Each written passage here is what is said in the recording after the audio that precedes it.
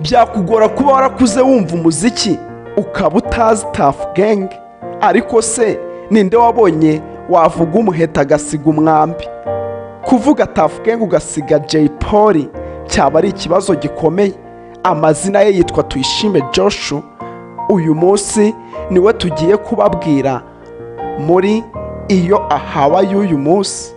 Iyi ngiyi ni Batizzo TV show. Alright, ikaze kuri mwese. Si ngombwa ngo unkunde niba ubona koko nari uw'igikundiro, kandi si ngombwa ngo unyubahe niba ubona nabyo nakoze bishobora gutuma wanyubaha. Jey Polly, Tuff Gang. Iri ryari itsinda ryari rigizwe n'abasore batanu: Bulldog, Cash Power, Meet Memory Card, Santana Boy. Umwe mu basore bari bazwiho kwandika neza, Green PL Gringo, umuvandimwe wa The Ben. Uyu nguyu ngo buriya kugwa muri beat ndetse no kwandika ku ma street yari umuhanga kurusha abandi. Fireman Kibiriti. Uyu nguyu ngo ibyo yari kuvuga byose wumvaga mu njyana bijyanye. Niwe wari urugero rwiza rw'umuraperi wagoga muri beat kurusha abandi. Pfra Capiro P the Great, Power First Ladies After. Uyu nguyu ku masrenge y'imihanda ngo ni umwe mu bayandikaga neza ndetse bakayarapa neza, dore ko ari n'umwe mu bakwirakwije ikinyoma y'uko Knowless agwaye sida bikaza kumenyekana ko cyari ikinyoma nyuma y'uko amwimye korabo. Bitavuzweho rumwe akitabaza umwe mu baraperi bari bagezweho icyo gihe, bagafatanya kumusebya Knowless. Mashomapa wajyaga wiyemera ko ariwe wazanye imyambarire i Kigali. Bari abasore batanu. Mwabyumvise neza, uwa gatanu nta wundi ni Jey Polly, Tuyishime Joshua, ari nawe tugiye kubagarukiraho kuri iyo ahaba y'uyu munsi. Jey Polly, Tuyishime Joshua yavukiye i Kigali, i Gikondo. Jey Polly yavukanye n'abana batatu. Avukira ku babyeyi babiri nk'ibisanzwe. Avuka ari umwana wa kabiri mu bana batatu. Ifura yitwaga Pierre. Jey Polly cyangwa Tuyishime Joshua yari uwa kabiri. Uwa gatatu yari Marian. Avuka mu kwezi kwa gatandatu 1988.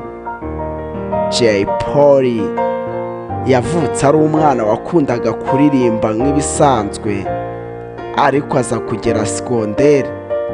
Ahagana mu mwaka w'ibihumbi 2003 nibwo Jey Polly yinjiye studio bwa mbere. Jey Polly icyo gihe yakoze indirimbo yitwa Nakupenda.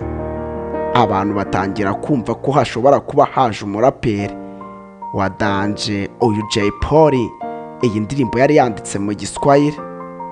Nibwo yaje kwihuza n'abandi banyeshuri biganaga high school, harimo Green P, Fireman, Pfra n'abandi nako nabagarutseho haruguru. Bashinga itsinda rya Tuff Gang ritakunzwe n'abatari bake.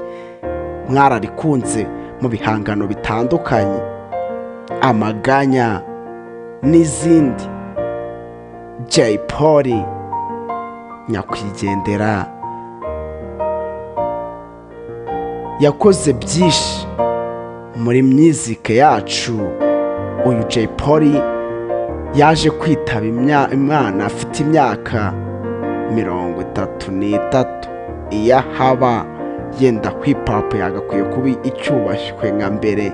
Iyo ahaba yenda Jey Polly yagakwiye kuba hari urundi ruhare yashyize kuri hip hop, ariko yitabye Imana hakiri kare.